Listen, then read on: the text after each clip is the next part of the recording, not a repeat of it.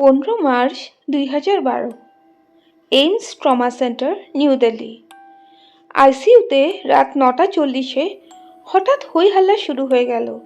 কারণ 2 বছরের ফলক, যে 2 মাসের কঠিন প্রচেষ্টার পর আস্তে আস্তে সুস্থ হচ্ছিল, হঠাৎ তার হার্ট মনিটর মেশিনটা অস্বাভাবিক রিডিং দেখাচ্ছে। সেই ছোট্ট মেয়েটির কার্ডিয়াক অ্যারেস্ট বা বলতে পারি হার্ট অ্যাটাক আসে। ডাক্তার আর নার্সরা বাচ্চাটির বেডের পাশে দৌড়ে যায়। গত 2 মাসে এটা শিশুটির 3 নম্বর হার্ট অ্যাটাক। একজন ডাক্তার বাচ্চাটির বুকে সিপিআর দেয়, আর বাকিরা ছলছলে চোখে মেশিনের স্ক্রিনে তাকিয়ে থাকে। মেশিনটা ফ্ল্যাটলাইনের মাঝে কখনো এক আধটা কার্ভ দেখাচ্ছিল। সিপিআর দিতে দিতে ডক্টর মিনমিন করে বলেন, কাম অন ফলক, কাম অন। আর বাকিরা প্রার্থনায় হাত জোর করে রাখে। কিন্তু কে এই ফলক, আর কিভাবেই বা এই 2 বছরের বাচ্চাটা এমন একটা পরিস্থিতিতে পৌঁছালো? কেই বা ওর এই পরিস্থিতির জন্য দায়ী? আর লাস্টে কি হলো? ডাক্তাররা কি পারলো এই ছোট্ট প্রাণটার রক্ষা করতে? এই প্রশ্নগুলোর উত্তর জানবার জন্য আমাদের যেতে হবে 3 মাস আগে, 18 জানুয়ারিতে, যখন এই বাচ্চাটা প্রথম এই হসপিটালে আসে। তার আগে আপনাদের সবাইকে আমার এই ছোট্ট চ্যানেলটিকে ভালোবাসা আর সাপোর্ট দেওয়ার জন্য অনুরোধ করব। সাবস্ক্রাইব করে আমার পাশে থাকার প্রার্থনা রইল। তো চলুন শুরু করা যাক।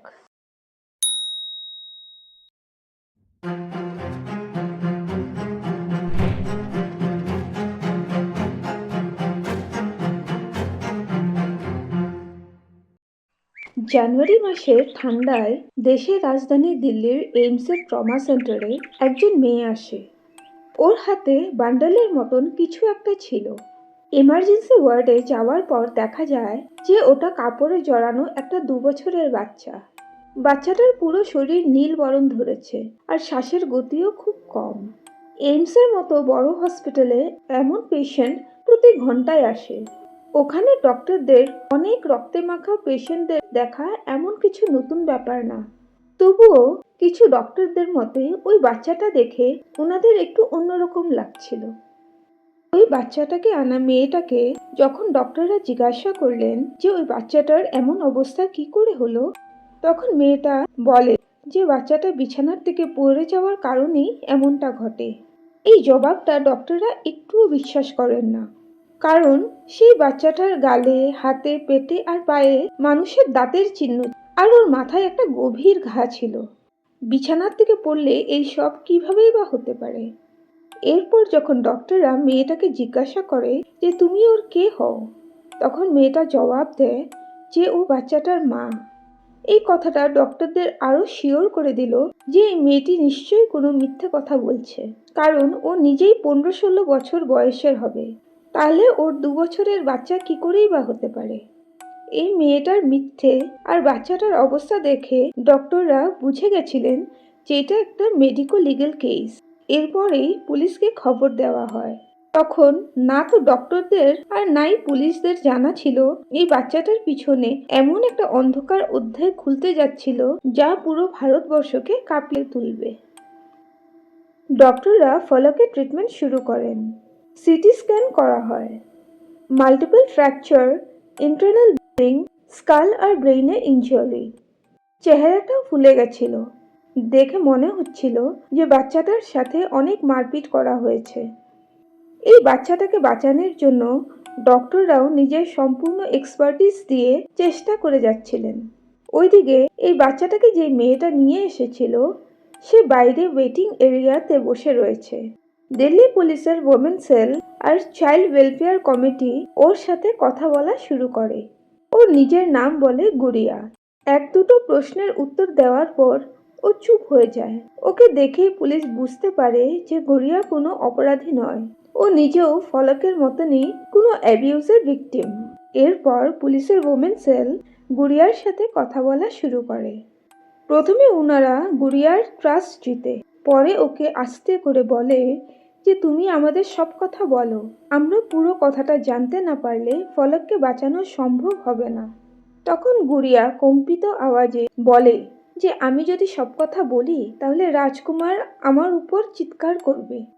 তখন পুলিশ কর্মীরা গুড়িয়াকে জিজ্ঞাসা করেন যে এই রাজকুমারটা কে। ফলক কি তাহলে ওর মেয়ে? গুড়িয়া বলে ও জানে না যে রাজকুমার ফলকের বাবা কিনা। এরপর ও ফুপিয়ে ফুপিয়ে কাঁদতে আরম্ভ করে। অন্যদিকে ফলকের অপারেশন শুরু হয়। এই অপারেশনটা মোটামুটি 4 ঘন্টা পর্যন্ত চলে। এই অপারেশনটা এইমসের ডক্টরদের জন্য অনেক মুশকিল একটা অপারেশন ছিল। প্রত্যেকটা স্টেপে একটা নতুন কমপ্লিকেশন। বিকেল 7টা নাগাদ অপারেশনটা কমপ্লিট করা হয় আর বাচ্চাটা সেই মুহূর্তে প্রাণে বেঁচে যায়। ফলককে আইসিইউর ভেন্টিলেটরে রেখে প্রতি মুহূর্তের মনিটরিং করা হচ্ছিল। আর এদিকে এজেন্সি গুড়িয়া আর রাজকুমারের ব্যাপারটা সলভ করার চেষ্টা করছিল। রাজকুমার কি সত্যি ফলকের পিতা? যদি ফলক ওর মেয়ে না, তো ফলকের আসল মা বাবা কে? এই সব প্রশ্নগুলোর উত্তর খুঁজতে পুলিশের একমাত্র সূত্র ছিল গুড়িয়া, যার কাহিনী শুরু হয় 8 বছর আগে, যখন ওর বাবা ওর মার মৃত্যুর পর গুড়িয়াকে একটা অনাথ আশ্রমে ছেড়ে আসে। কিছু বছর অনাথ আশ্রমে থাকার পর গুড়িয়া নিজের বাড়িতে ফিরে দেখে যে ওর বাবা নিজের গার্লফ্রেন্ডকে ওদের বাড়িতে পার্মানেন্টলি নিয়ে এসেছিল। উনি গুড়িয়াকে নিজের গার্লফ্রেন্ডকে মা বলে ডাকতে বললে গুড়িয়া মানে না। আর তারপর ওর বাবা গুড়িয়াকে এতটাই মারধর করে যে ও নিজেই এবার বাড়ি ছেড়ে পালিয়ে যায়। বাড়ি ছেড়ে পালিয়ে ওদেরই একজন ফ্যামিলি ফ্রেন্ড পূজা আর সন্দীপ পান্ডের বাড়িতে যেয়ে ওঠে। কিছুদিন পান্ডেদের সাথে থাকার পর পূজা পান্ডে গুড়িয়াকে নিজের ভাতিজার সাথে বিয়ের প্রস্তাব দেয়। গুড়িয়া যখন এই প্রস্তাবে রাজি হয় না, ওরাও গুড়িয়ার সাথে বাজে ব্যবহার আর কুমন্তব্য করা শুরু করে। গুড়িয়া এইসব দেখে হতবাক হয়ে যায়। ও তখনও এটা বোঝার জন্য অনেক ছোট ছিল যে একটা মেয়ের কোনো বাড়ি নিজের না, যেটা ও নিজ উপার্জনে গড়ে না। এরপর এই স্বামী স্ত্রী মিলে গুড়িয়াকে নিয়ে প্রস্টিটিউশন করানো শুরু করে। ওরা গুড়িয়াকে কখনো 200 আর কখনো 500 টাকার জন্য অন্য অন্য মানুষের কাছে বেচা শুরু করে। কিছুদিন এমন করার পর পান্ডেরা গুড়িয়াকে অন্য একজন মহিলার কাছে বিক্রি করে দেয়। ডিল ফিক্স হয় যে সপ্তাহে 7 দিন রোজ 7 জন পুরুষ। কিন্তু সেই মহিলাটার গুড়িয়ার চেহারা দেখে মায়া হয়। তাই সে গুড়িয়াকে বলে যে 7 জন পুরুষের সাথে যেতে হবে না, 4 জনের সাথে গেলেই হবে। যেই কথাটা বলতে আমার মুখ আটকে যাচ্ছে আর আপনাদের পা কাঁপছে, সেটা একটা 14 বছরের মেয়ের জীবন ছিল। পুলিশদের আইডিয়া যে গুড়িয়া কোনো দোষী না, বরঞ্চ নিজেই একজন ভিকটিম সত্য প্রমাণিত হচ্ছিল। এখন কথা হলো, গুড়িয়া আর ফলকের মধ্যে কানেকশনটা কী ছিল? সন্দীপ আর পূজা পান্ডে গুড়িয়াকে একটা ক্যাবে করে প্রস্টিটিউশনে নিয়ে যেত। সেই ক্যাব ড্রাইভারটার নাম ছিল মোহাম্মদ দিলশাদ। 32-33 বছর বয়সের এই ছেলেটার আস্তে আস্তে গুড়িয়ার সাথে প্রথমে বন্ধুত্ব, পরে প্রেমের সম্পর্ক গড়ে ওঠে। আর একদিন পূজা পান্ডে হসপিটালে থাকাকালীন সুবিধে বুঝে গুড়িয়া ওইখান থেকে দিলশাদের সাথে পালিয়ে বিয়ে করে নেয়। দিলশাদ ওর নাম চেঞ্জ করে রাজকুমার রেখে নেয়। কয়েকদিন পর রাজকুমার গুড়িয়ার কাছে ফলককে নিয়ে আসে। গুড়িয়াও খোলা মনে বাচ্চাটিকে নিজের করে নেয়। ও ফলকের সাথে খেলে, ওকে খাইয়ে দেয় আর খুব যত্ন করে। একদিন রাজকুমার কোনো কাজের সূত্রে মুম্বাই চলে যায় আর গুড়িয়া আর ফলক বাড়িতে একদম একা হয়ে যায়। এরপর 17 জানুয়ারি 2012 রাত 10টা সাড়ে 10টা নাগাদ হঠাৎ ফলক জোরে জোরে কাঁদতে শুরু করে। অনেক চেষ্টার পরেও যখন বাচ্চাটা কাঁদা বন্ধ করে না, তখন গুড়িয়ার অনেক রাগ উঠে যায়। ও জোরে জোরে ফলককে থাপ্পড় মারতে শুরু করে। মারের চোটে বাচ্চাটা যখন আরো জোরে কাঁদতে আরম্ভ করে, গুড়িয়া রাগে পাগল হয়ে ওঠে। ও ফলকের গাল, হাত, পেট আর পায়ে কামড়াতে আরম্ভ করে। ছোট্ট শিশুটা দাঁতের আঘাতের ব্যথায় কাঁদতে কাঁদতে ঘুমিয়ে পড়ে। কিছুক্ষণ ঘুমানোর পর নোংরা ন্যাপির কারণে ফলকের ঘুম ভেঙে যায়। গুড়িয়া ওকে বাথরুমে ন্যাপি চেঞ্জ করতে নিয়ে যায়। ও ফলককে দাঁড় করিয়ে একটু ব্যস্ত হতেই ফলক পিছলে পড়ে গিয়ে ওর মাথার সামনের দিকে কেটে কলকলিয়ে রক্ত ঝরতে থাকে। গুড়িয়া শিশুটার মাথায় একটা কাপড় বেঁধে দিলেও রক্তের প্রবাহ কম হয় না। ও প্যানিক করে রাজকুমারকে ফোনে পুরো ঘটনাটা বলে। রাজকুমার গুড়িয়াকে পরের দিন সকালবেলা হসপিটালে নিয়ে যেতে বলে, যদিও গুড়িয়া তেমনটা করে না। পরের দিন সকালে একজন ভদ্রমহিলা গুড়িয়াদের দরজা দিয়ে উঁকি মেরে ফলককে দেখে গুড়িয়াকে ইমিডিয়েটলি বাচ্চাটাকে হসপিটালে নিয়ে যেতে বলে। তারপর গুড়িয়া ফলককে এইমসে নিয়ে যায় আর ফলকের ঘটনাটা পৃথিবীর সামনে আসে। ডক্টর আগরওয়াল এত স্লো পুলিশ ইনভেস্টিগেশনে বিরক্ত হয়ে নিজেই কয়েকজন জার্নালিস্টদের সাথে কন্ট্যাক্ট করে ফলকের কাহিনীটা জানায়। আর ২৬ জানুয়ারিতে টাইমস নাও কাগজের প্রথম পাতায় বেবি ফলকের কাহিনীটা ছাপা হয়। আর্টিকেলটা ছাপানোর পরেই পুরো কেসটা একেবারে চেঞ্জ হয়ে যায়। নিউজ এজেন্সি, এনজিও, পলিটিশিয়ান সবাই এগিয়ে আসে, ফলককে ন্যায় দেওয়ার জন্য উঠে পড়ে লাগে। অথরিটি আর পুলিশদের উপর চাপ বাড়তে থাকে। এরপরেই সামনে আসে একজন মিস্ট্রি ম্যান, যে গুড়িয়া আর পান্ডে দম্পতিদের চিনত। এই মানুষজনের সাহায্যেই পুলিশ সন্দীপ আর পূজা পান্ডেকে গ্রেপ্তার করে। আর এই দম্পতির দ্বারাই পুলিশ মোহাম্মদ দিলশাদ উর্ফে রাজকুমার পর্যন্ত পৌঁছায়।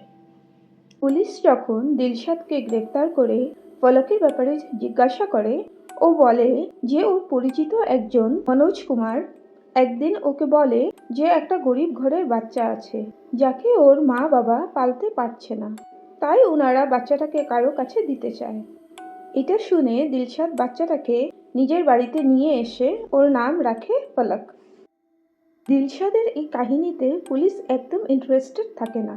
ওনারা ফলকের আসল মা বাবা খুঁজতে ব্যস্ত, আর ফলকের আসল পরিচয় আসে আলাদা আলাদা রাজ্য থেকে। এইবার পুলিশ মনোজ কুমারের খোঁজ শুরু করে। তদন্ত করতে করতে পুলিশ পৌঁছায় উত্তমনগরের লক্ষ্মী দেবী নামের একজন মহিলার কাছে, যার ওইখানে মনোজ কর্মরত ছিল। এই মহিলা দিদি নামে ফেমাস ছিল, যে কয়েকটা পার্লার আর দর্জির দোকান চালাতো। পুলিশ লক্ষ্মী দেবী আর ওর কুক প্রতিভাকে ইন্টারোগেশনের জন্য নিয়ে আসে, আর তারপর এই কেসের সব থেকে ভয়াবহ সত্যটা সামনে আসে। অগস্ট ২০১০-এ মুজফ্ফরপুর, বিহারের একজন রেলওয়ে এমপ্লয়ির মেয়ে মুন্নি খাতুনের বিয়ে হয়। বিয়ের পর থেকেই ওর বর মুন্নিকে যৌতুকের জন্য অশান্তি করা শুরু করে। এত অশান্তির মধ্যেও মুন্নির ৩টি সন্তান জন্ম নেয়। ৫ বছরের ছেলে গোলু, ৪ বছরের খুশবু আর ১৮ মাসের সানিয়া। এটা সেই মেয়ে সানিয়াই যাকে পরে মানুষ ফলকের নামে চিনে। কয়েকদিন পর মুন্নির বরের উপর রেপের অভিযোগ লাগে, আরও মুন্নি আর ওদের সন্তানদের একা ছেড়ে বিহার থেকে পালিয়ে যায়। এরপর একদিন মুন্নির শঙ্কর নামের একজন পুরুষের সাথে দেখা হয়। শঙ্কর মুন্নিকে বিয়ের জন্য প্রপোজ করে। ইনিশিয়ালি মুন্নি রিফিউজ করলেও পরে ও শঙ্করের সাথে বিয়ের জন্য রাজি হয়ে যায়।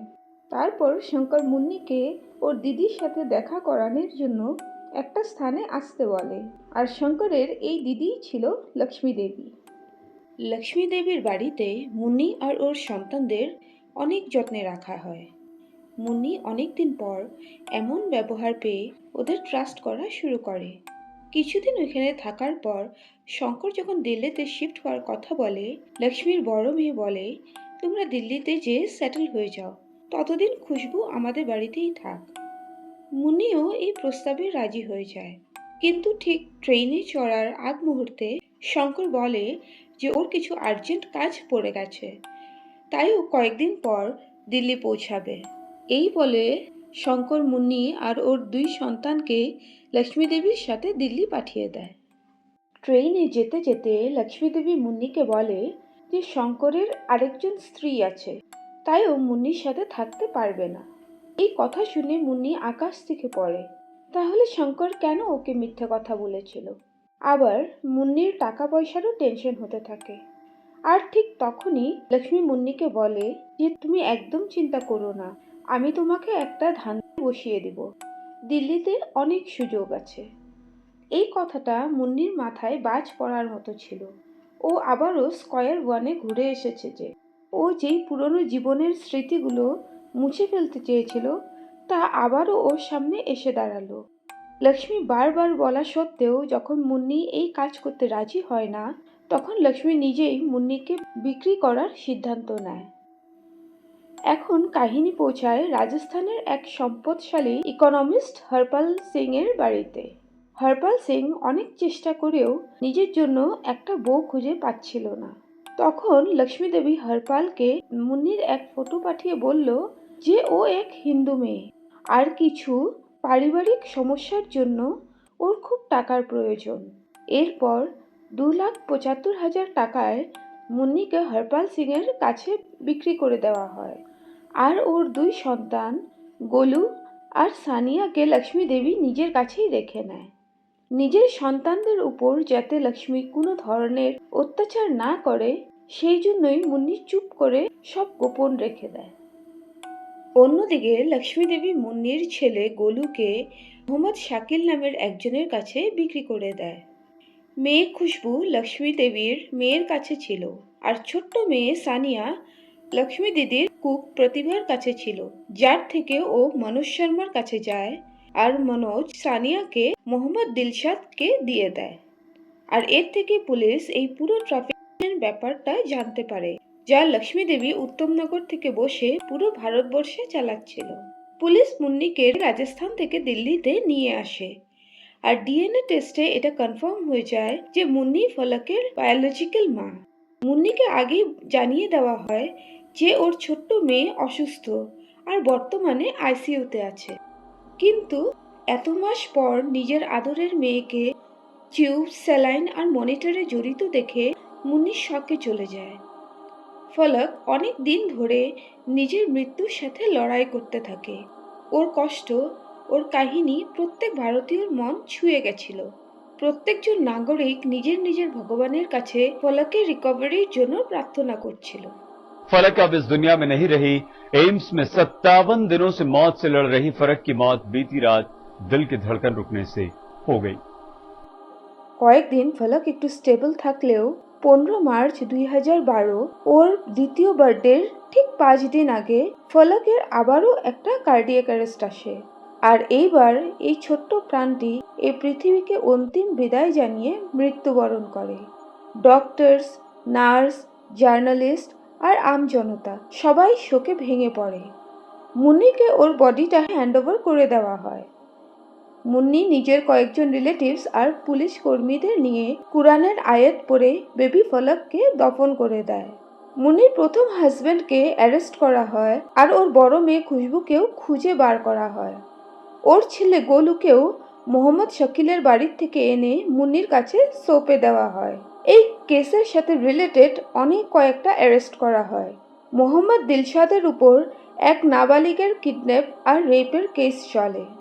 এরপর মুন্নি দিল্লিতেই নিজের বাকি 2 সন্তানের সাথে এক নতুন জীবন শুরু করে।